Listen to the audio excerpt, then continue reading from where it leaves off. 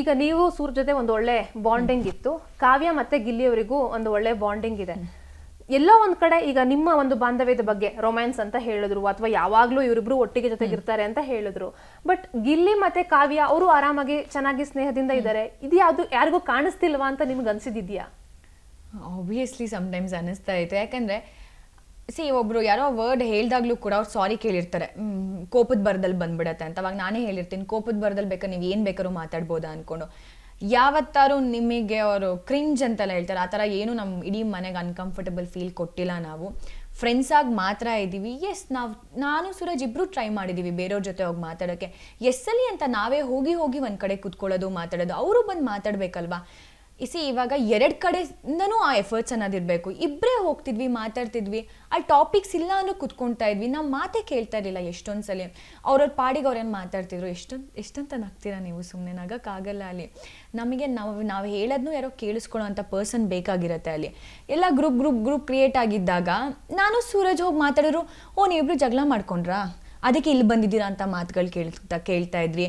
ಏನಾಯ್ತು ಇವತ್ತು ಇಬ್ಬರು ಈಗ ಅವನು ಒಂದು ಕಡೆ ನಾನೊಂದು ಕಡೆ ಹೋದಾಗಲೂ ಕೂಡ ನಾವು ಚೆನ್ನಾಗೇ ಇರ್ತಾ ಇದ್ವಿ. ಬಟ್ ಆದರೂ ಮನೇಲಿ ಮಾತು, ಯಾಕೆ ಇಬ್ಬರು ಬೇರೆ ಬೇರೆ ಇದ್ದೀರಾ, ಏನಾಯಿತು, ಈ ಥರ ಮಾತುಗಳನ್ನ ಕೇಳಿದಾಗ ಯಪ್ಪ ಯಾರ ಹತ್ರನೂ ಮಾತಾಡೋದು ಬೇಡ, ಸುಮ್ಮನಿದ್ಬಿಡೋಣ ಅಂತಲೂ ಅಂದ್ಕೊಂಡಿರೋದುಂಟು.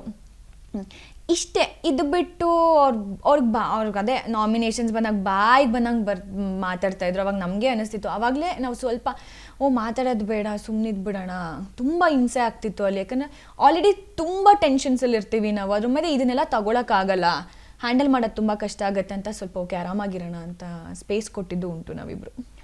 ಒಮ್ಮೆ ನಿಮ್ಮ ಜೋಡಿ ಚೆನ್ನಾಗಿ ಕಾಣುತ್ತೆ ಅಂತ ಹೇಳೋರು, ಇನ್ನೊಮ್ಮೆ ಇವರಿಬ್ರು ಯಾವಾಗಲೂ ಜೊತೆಗಿರ್ತಾರೆ ಹಾಗೆಲ್ಲ ಒಂದಷ್ಟು ಮಾತನ್ನ ಆಡುವಂಥದ್ದು. ಇದನ್ನೆಲ್ಲ ಹೇಗೆ ಸ್ವೀಕಾರ ಮಾಡಿದ್ರಿ? ಆ್ಯಂಡ್ ಇನ್ನೊಂದೇನಂದ್ರೆ, ರೊಮ್ಯಾನ್ಸ್ ಅಂತ ಪದ ಬಂದಾಗ, ಅಥವಾ ರಘು ಅವರ ತೊಡೆ ಎದೆಬೇಕು ರಾಶಿಕಾ ಅವರಿಗೆ ವರ್ಕೊಂಡು ನಿದ್ದೆ ಮಾಡೋಕ್ಕೋ, ಅಥವಾ ಈ ಥರದ್ದೆಲ್ಲ ಮಾತೆಲ್ಲ ಆಡಿದಾಗ ನಿಜವಾಗ್ಲೂ ರಾಶಿಕಾ ಇನ್ನೊಂದಷ್ಟು ಮಾತಾಡಬೇಕಿತ್ತು ಅಂತ ವೀಕ್ಷಕರು ಕೂಡ ಹೇಳಿದ್ದುಂಟು. ಈ ರೀತಿ ಪದಗಳಿಗೆ ರಾಶಿಕಾ ಇನ್ನೂ ಸ್ಟ್ಯಾಂಡ್ ತಗೋಬೇಕಿತ್ತು, ಇನ್ನೂ ವಿರೋಧ ಮಾಡಬೇಕಿತ್ತು ಅಂತ. ರೊಮ್ಯಾನ್ಸ್ ಅಂತ ಬಂದಾಗ್ಲೂ ಇವಾಗ ನಾವು ಒಬ್ರು ಕೇಳ್ತೀವಿ, ಅವ್ರು ಕೇಳಿದ ತಕ್ಷಣವೇ ಸಾರಿ ನಾನು ಮಾತಿನ ಬರ್ದ ನಿಂಗೆ ಹೇಳಿದೆ ಹಾಗೆಲ್ಲ ಹೇಳಿದೆ ಅಂದಾಗಲೂ ನಾನು ಅದನ್ನು ಎಷ್ಟಾಗತ್ತೆ ನಾನು ಅಷ್ಟು ಹೇಳಿದ್ದೀನಿ. ನನಗೊಂದು ಫ್ಯಾಮಿಲಿ ಇದೆ, ನೀವು ಹಿಂಗೆ ಬಂದು ಸಡನ್ನಾಗಿ ಬಂದು ಒಂದು 2 ವೀಕ್ಸಿಗೆ ನೀವು ಈ ಥರ ಹೇಳೋಕ್ಕಾಗಲ್ಲ, ನೀವು 2 ವೀಕ್ಸ್ ಬಂದಿದ್ದೀರಾ, ನೋಡಿದ್ದೀರಾ, ಆ ಥರದ್ದು ಏನಾರು ಇದ್ದೀರಾ, ಒಂದು ಹುಡುಗಿ ಕೂತ್ಕೊಂಡು ಮಾತಾಡಿದ ತಕ್ಷಣವೇ ಯಾಕೆಲ್ಲ ಒಂದೇ ಆ್ಯಂಗಲ್ ಕೊಡ್ತೀರಾ ಅದಕ್ಕೆ ಅಂತ ಹೇಳಿ ತುಂಬ ಮಾತಾಡಿದ್ದೀನಿ. ಬಟ್ ಅದು ಗೊತ್ತಿಲ್ಲ ಆಚೆ ಕಡೆ ಬಂದಿದೆಯೋ ಟೆಲಿಕಾಸ್ಟ್ ಆಗಿದೆಯೋ ಅನ್ನೋ ನನಗೆ ಗೊತ್ತಿಲ್ಲ. ಈವನ್ ರಘು ಅಣ್ಣನ ವಿಷಯ ತೊಡೆಬೇಕು, ಅವಳಿಗೆ ಒರ್ಕೊಳ್ಳೋಕ್ಕೆ ಎಗ್ಲು ಬೇಕು ಅಂತ ಅಂದಾಗಲೂ ಕೂಡ ನಾನು ರಘು ಅಣ್ಣ ಅಂತ ಕರೀತಿದ್ದೆ. ನನಗೆ ನಾನು ಯಾವುದೋ ಹುಡುಗನ ತೊಡೆ ಮೇಲೆ ಹೋಗಿ ಮಲಗಲಿಲ್ಲ, ಶೋಲ್ಡರ್ ಬೇಕು ಅಂತ ನಾನು ಹೇಳಿಲ್ಲ. ನಾನು ನಮ್ಮ ಅಣ್ಣ ಅಂತ ಅಂದ್ಕೊಂಡಿರ್ತೀನಿ, ಅಣ್ಣನ ತೊಡೆಯಲ್ಲಿ ಹೋಗ್ಬಿಟ್ಟು ನಾನು ಮಲ್ಕೋತೀನಿ, ಅಣ್ಣನ ವರ್ಕೊಂಡು ಮಲ್ಕೋತೀನಿ. ನಾನು ಏನಂದ್ಕೊಂಡು ಏನೋ ನನಗೂ ಆ ಮನೇಲಿ ತುಂಬ ಟೆನ್ಷನ್ಸ್ ಫೀಲ್ ಆಗ್ತಿರುತ್ತೆ, ರಘು ಅಣ್ಣ ಅಂತ ಹೋಗ್ತೀನಿ. ಅದಕ್ಕೆ ಅವ್ರು ಹೇಳಿದ ತಪ್ಪು, ಆ ತಪ್ಪು ಅಂತ ಅಂದಿದ್ದಕ್ಕೆ ಆ ವಾರ ಪೂರ್ತಿ ಜಗಳ ಆಗಿದೆ. ನಾಮಿನೇಟ್ ಮಾಡಿದ್ದೀನಿ, ಇನ್ನೊಂದು ಯಾವುದೋ ರೀಸನಿಗೆ ಬೈದಿದ್ದೀನಿ. ಆ್ಯಂಡ್ ಅವ್ರು ಹಂಗೆಲ್ಲ ಹೇಳ್ತಾರೆ ಅಂದಾಗ ನನಗೆ ಅನಿಸಿದಷ್ಟೇ, ನೀವು ಯಾವ್ಯಾವ ಥರ ಎಲ್ಲ ಯೋಚನೆ ಮಾಡ್ಬೋದು. ಆಮೇಲೆ ನಾಮಿನೇಷನಲ್ಲಿ ಅವ್ರು ಬೇರೆ ಥರ ಅದನ್ನು ಮ್ಯಾನ್ಯುಪ್ಲೇಟ್ ಏನೋ ಮಾಡ್ತಾರೆ, ಆವಾಗಲೂ ನಾನು ವಾದ ಮಾಡಿದ್ದೀನಿ. ಅರ್ಥನೇ ಮಾಡ್ಕೊಳಲ್ಲ ಒಬ್ಬರು ಅಂದಾಗ ಎಷ್ಟು ಅಂತ ವಾದ ಮಾಡ್ತೀರಾ, ಬಿಟ್ಬಿಡ್ಬೇಕು ಆ ಟಾಪಿಕ್ನ. ಆಡಿಯನ್ಸ್ ನೋಡ್ತಿರ್ತಾರೆ, ನಾನು ಯಾವ ರೀತಿಲಿ ನೋಡ್ತಿರ್ತೀನಿ. ಒಬ್ಬರು ಮಲ್ಕೊಂಡ್ರು ಅವ್ರ ತೊಡೆ ಮೇಲೆ ಅಂದಿದ ತಕ್ಷಣವೇ ಆ ಒಂದು ಬಾಂಡಿಂಗ್ ಕೂಡ ನೋಡಬೇಕಾಗತ್ತೆ. ಮಲ್ಗಿದ್ರು ಅಂದಿದ ತಕ್ಷಣ ಅದು ಬೇರೆ ಅರ್ಥನೇ ಕೊಡಬೇಕು ಅಂತ ಏನಿರಲ್ಲ. ಅವರಿಬ್ಬರು ಮಧ್ಯೆ ಏನು ಸಂಬಂಧ ಇದೆ ಅನ್ನೋದು ನೋಡಬೇಕಾಗತ್ತೆ. ಕೆಟ್ಟದಾಗಂತೂ ಏನೂ ಮಾಡಿಲ್ಲ ಅಲ್ಲಿ, ಅಷ್ಟು ಕ್ಯಾಮ್ರಾಗಳಿದೆ. ರಾಶಿಕಾ ಅವರು ನನ್ನ ಜೊತೆ ಏನಾದ್ರು ವರ್ಕ್ ಆಗತ್ತಾ ಅಂತ ನೋಡಿದ್ರು ಅಂತ ಹೇಳಿ ಧ್ರುವಂತ್ ಹೇಳ್ತಾರೆ. ಇವತ್ತಿನ ಪ್ರೋಮೋದಲ್ಲಿ ಹೇಳ್ತಾರೆ, ನಾನು ಎಲ್ಲರನ್ನೂ ಹೊರಗಡೆ ಕಳಿಸಿ ನಾನು ಇಲ್ಲಿ ನಿಂತಿದ್ದೀನಿ, ನಾನು 1 ಮ್ಯಾನ್ ಆರ್ಮಿ ಥರ ಆಟ ಆಡಿದ್ದೀನಿ ಅಂತೆಲ್ಲ ಮಾತು ಹೇಳ್ತಾರೆ. ಅವರಿಗೆ ತಾನು ಸುರಸುಂದರಂಗ ಅಥವಾ ನಾನು ತುಂಬ ಚೆನ್ನಾಗಿ ಆಟ ಆಡ್ತೀನಿ ಅನ್ನೋ ಒಂದು ಕಲ್ಪನೆ ಅಥವಾ ಭ್ರಮೆ ಇದೆಯಾ? ಅವರ ಭ್ರಮೆಲೇ ಬದುಕ್ತಿರೋದು ಬಿಗ್ ಬಾಸ್ ಮನೇಲಿ. ನಾನು ಸಿಕ್ಕಾಬಡೆ ಸಕ್ಕದಾಗಿ ಆಟ ಆಡ್ತಾ ಇದ್ದೀನಿ, ಎಲ್ಲರೂ ನಾನು ಹೇಳಿದ್ದು ಕೇಳಬೇಕು, ನಾನು ಹೇಳಿದ್ದೆ ಸರಿ. ಮಡಿಕೆ ಹೊಡಿಯೋದ್ರಲ್ಲೂ ಹೇಳಿರ್ತೀನಿ ನಾನು, ದಟ್ ಅವರು ಕತ್ತೆನ ತೋರಿಸ್ಬಿಟ್ಟು ನಾಯಿ ಅಂದರೆ ಅದನ್ನು ನಾವು ನಾಯಿ ಅಂತಲೇ ಒಪ್ಕೊಳ್ಬೇಕಾಗತ್ತೆ. ಆ ಥರ ಮೆಂಟಾಲಿಟಿ ಪರ್ಸನ್ ಅವರು. ಅವ್ರು ಏನೇ ಹೇಳ್ತಿದ್ದಾರೆ ಅದೆಲ್ಲ ಸರಿ, ಇಲ್ಲ ಇದು ತಪ್ಪು ಅಂದರೆ ಅವರು ಆಕ್ಸೆಪ್ಟ್ ಮಾಡ್ಕೊಳಕ್ಕಾಗಲ್ಲ. ತುಂಬ ಭ್ರಮೇಲಿ ಬದುಕ್ತಾ ಇದ್ದಾರೆ ಅವರು. ಲೋನ್ ವಾರಿಯರ್ ಅಂತಾರೆ, ನೋ ಇಸ್ ನಾಟ್. ಅವ್ರಿಗಲ್ಲಿ ಒಬ್ಬರು ಹೋಗ್ತಿದ್ದಂಗೆ ಇನ್ನೊಬ್ರು ಯಾರೋ ಬೇಕಾಗಿರುತ್ತೆ ಮಾತಾಡೋಕ್ಕೆ. ಕಿಚ್ಚನ ಚಪ್ಪಾಳೆ ಸಿಕ್ಕಿದ್ಮೇಲೆ ಅವರ ಭ್ರಮೆ ಜಾಸ್ತಿ ಆಗಿದೆಯಾ ಅಂತ? ನಾನು ಆ್ಯಕ್ಚುಲಿ ಎಪಿಸೋಡ್ಸ್ ನೋಡಿಲ್ಲ ಇನ್ನು ಬಂದಾದಮೇಲೆ. ಅವ್ರು ಆಲ್ರೆಡಿ ಭ್ರಮೇಲಿ ಬದುಕ್ತಾ ಇದ್ರು. ಇನ್ನು ಸುದೀಪ್ ಸರ್ ಕಿಚ್ಚನ ಚಪ್ಪಾಳೆ ಅಂತ ಸಿಕ್ದಾಗ್ಲಂತ ಅವ್ರನ್ನ ಹಿಡಿಯಕ್ಕೆ ಯಾರ ಕೈಯಿಂದನೂ ಆಗಲ್ಲ ಅಂತ ಅನಿಸ್ತು. ಅಂದ್ರೆ ಬ್ರೇಕ್ ಟೈಮ್ ಇರುತ್ತಲ್ವಾ, ಅವಾಗಲೇ ಗೊತ್ತಾಗ್ಬಿಡುತ್ತೆ ಅವರ ಬಿಹೇವಿಯರ್ ಹೇಗೆ ಚೇಂಜ್ ಆಗುತ್ತೆ, ಏನ್ ಕತೆ ಅಂತ. ನಮಗೆ ಗೊತ್ತು ಅನ್ಸುತ್ತೆ, ನಾನು ಧ್ರುವಂತಿರೋ ಜಾಗಕ್ಕೂ ಹೋಗಲ್ಲ, ಅವರೆಲ್ಲ ಹೋಗ್ತಿದಾರೆ ನಾನು ಆ ಕಡೆ ನೋಡೋಕ್ಕೂ ಹೋಗಲ್ಲ, ಆ ಪರ್ಸನ್ನ ನಾನು ಅಷ್ಟೊಂದು ಅಬ್ಸರ್ವ್ ಮಾಡಲ್ಲ. ಬಟ್ ಅದೇ ಅವರು ಬಾಕ್ಸ್ ಏನೋ ಸುದೀಪ್ ಸರ್ ಗಿಫ್ಟ್ ಕೊಟ್ಟಾಗ, ಕಿಚ್ಚನ ಚಪ್ಪಾಳೆ ಕೊಟ್ಟಾಗಲೂ ಇದಿಷ್ಟು ನಮ್ಮ ಅಮ್ಮಂಗೆ ಸೇರಬೇಕು ಅಂತ ನಾವು ಹೇಳಿದ್ದನ್ನು ಮಾತ್ರ ಕೇಳಿಸ್ಕೊಂಡೆ ಬಿಟ್ಟರೆ ಅದಾದಮೇಲೆ ನನ್ನದೇ ಎಲಿಮಿನೇಷನ್ ಟೆನ್ಷನಲ್ಲಿ ನಾನಿದೆ, ಎಲಿಮಿನೇಟ್ ಆಗ್ತೀನ ಏನಾಗುತ್ತೆ ಅಂದ್ಕೊಂಡು ಸೊ ಅಷ್ಟೊಂದು ಗಮನ ಕೊಡಲಿಲ್ಲ. ಗಿಲ್ಲಿ ನಟ ಅವರು ಅಂದ್ರೆ ಎಲ್ಲರೂ ಹೇಳುವಂಥದ್ದು, ಹೊರಗಡೆ ಬಂದವರು 24/7 ಗಿಲ್ಲಿ ಅವ್ರ ಜೊತೆ ಇರೋ ತುಂಬಾ ಕಷ್ಟ, ಹೊರಗಡೆ ಜನರಿಗೆ ತುಂಬಾ ಇಂಟ್ರೆಸ್ಟಿಂಗು, ತುಂಬಾ ಎಂಟರ್ಟೈನಿಂಗ್ ಪರ್ಸನ್ ಅಂತ ಅನ್ಸ್ಬೋದು, ಬಟ್ ತುಂಬಾ ಕಷ್ಟ ಅಂತ. ಅಂಡ್ ನಿಮಗೂ ಅವರಿಗೂ ಆಗ್ತಾನೆ ಇರಲಿಲ್ಲ ಸ್ಟಾರ್ಟಿಂಗಿಂದ ಎಂಡ್ವರೆಗೂ. ಅಂಡ್ ಬರೋವಾಗ ಕೂಡ ನೀವು ಹಗ್ ಮಾಡ್ಲಿಲ್ಲ, ಎಲ್ಲರನ್ನೂ ಹಗ್ ಮಾಡಿದ್ರಿ, ಅವ್ರನ್ನ ಮಾತ್ರ ಹಗ್ ಮಾಡ್ಲಿಲ್ಲ. ಅದು ಯಾಕೆ ಅಷ್ಟೊಂದು ಮನಸ್ತಾಪ ಅಂತ? ಇಲ್ಲ ಮನಸ್ತಾಪ ಅಂತೆಲ್ಲ ಏನೂ ಇಲ್ಲ. ಹಗ್ ಮಾಡಕ್ ರೀಸನ್ ಯಾಕೆ ಇಲ್ಲ ಅಂದ್ರೆ, ನಾನು ಗಿಲ್ಲಿ ಮಾತಾಡಿಲ್ಲ ಯಾವತ್ತು. ಒಂದೇನೋ ಕುತ್ಕೊಂಡು ಒಂದೇ ಕಡೆ ಕುತ್ಕೊಂಡು ಮಾತಾಡೋದೆಲ್ಲ ಗ್ರೂಪ್ ಇದ್ದಾಗ ಕುತ್ಕೊಂಡು ಮಾತಾಡಿರ್ತೀವಿ ಬಿಟ್ಟರೆ ಸಪ್ರೇಟಾಗಿ ಗಿಲ್ಲಿಂಗ್ ಆಯಿತು ಈ ಥರ ಏನೋ ಡಿಸ್ಕಷನ್ ಆಯ್ತಲ್ಲ ಏನಿದು ಅಂತ ನಾವಿಬ್ರು ಯಾವತ್ತೂ ಮಾತಾಡಿಲ್ಲ. ಸಡನ್ನಾಗಿ ಹೋಗಿ ಅವ್ನಿಗೂ ನಾನೇನೋ ಹಗ್ ಮಾಡಿದ್ರೆ ವಿಯರ್ಡ್ ಫೀಲ್ ಆಗಬಾರ್ದು. ಸೊ ಅದಕ್ಕೆ ನಾನು ಶೇಕ್ ಹ್ಯಾಂಡು ಮಾಡಿ ಚೆನ್ನಾಗಿ ಆಡು ಗಿಲ್ಲಿ ಅಂತಲೇ ಹೇಳಿ ಬಂದಿದ್ದೀನಿ. ಅದ್ಬಿಟ್ಟು ನಾನು ಅವನ ಜೊತೆನೋ ಆಡು ಅಂತ ನಿಂಗೆಲ್ಲ ಹೇಳಿ ಬಂದಿಲ್ಲ. ಸಿಚುವೇಶನ್ಸ್ ಅಲ್ಲಿ ನಮ್ಗೆ ಹಂಗೆ ಆಗತ್ತೆ, ನಾವು ಅವಾಗ ರಿಯಾಕ್ಟ್ ಮಾಡ್ತೀವಿ. ಅದನ್ನ ನಾನು ಪ್ರೊಲಾಂಗ್ ಮಾಡಿಕೊಂಡು ನನಗವನಂದರೆ ಇಷ್ಟ ಇಲ್ಲ ಅನ್ನೋ ಥರ ಏನಿಲ್ಲ.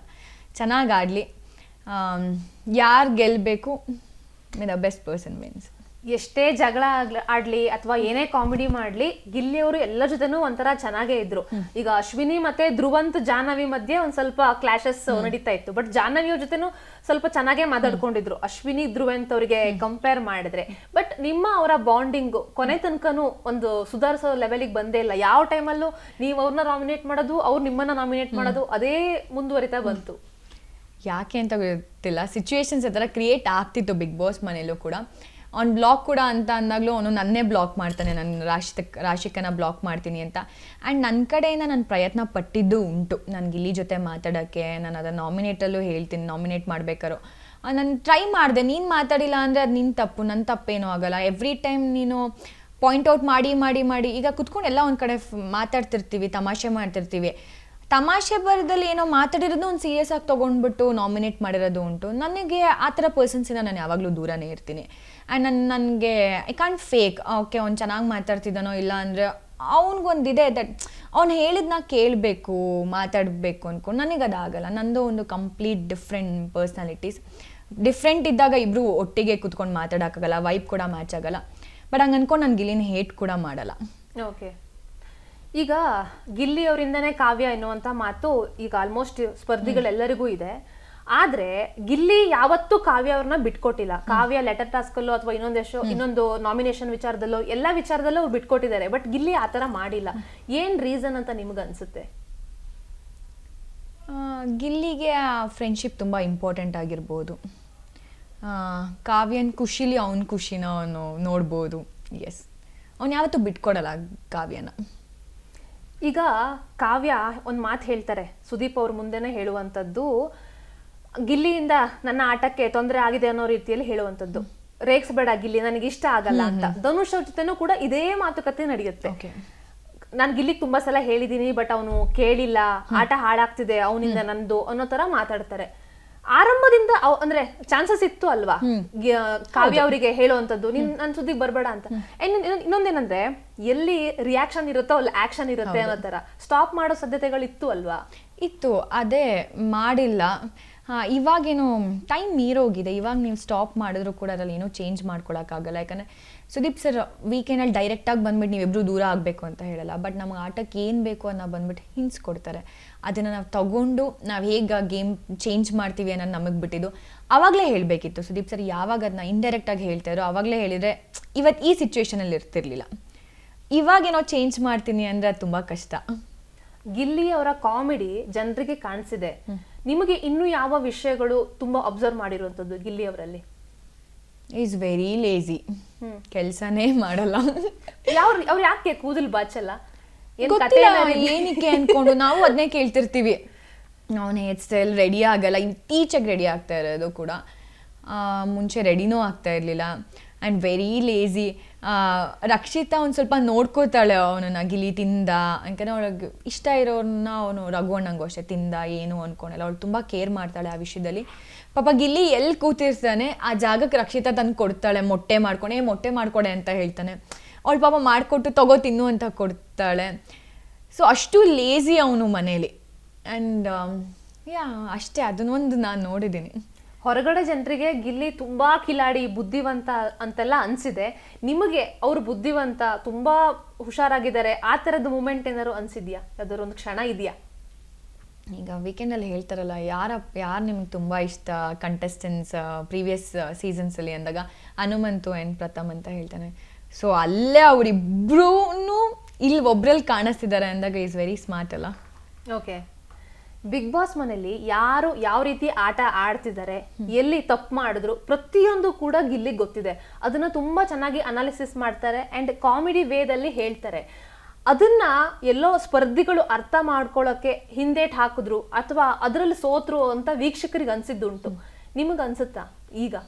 ಇಲ್ಲ ನನಗೇನೋ ಆ ಥರ ಅನಿಸ್ಲಿಲ್ಲ. ಯಾಕಂದರೆ ಅವನೇನೋ ಹೇಳ್ತಿದ್ದಾನೆ, ಅವನ ಒಪಿನಿಯನ್ ಕೊಡ್ತಿದ್ದಾನೆ ಅಂದ ತಕ್ಷಣ ತೊಗೊಳ್ಬೇಕು ಅನ್ನೋದೇನಿರಲ್ಲ. ಅವ್ರವ್ರ ಆಟ ಏನೇನು ಆಡ್ತಿದ್ದಾರೆ ಅಂತ ಎಲ್ಲರಿಗೂ ನಮಗೆ ಕ್ಲಾರಿಟಿ ಇರುತ್ತೆ.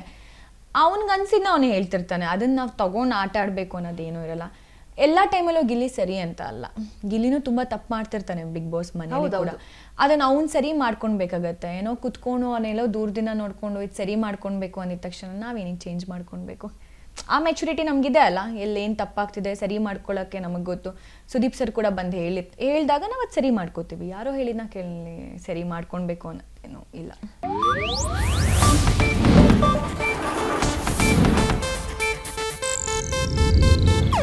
ಇದು ಏಷ್ಯಾನೆಟ್ ನ್ಯೂಸ್ ನೆಟ್ವರ್ಕ್ ಪ್ರಸ್ತುತಿ.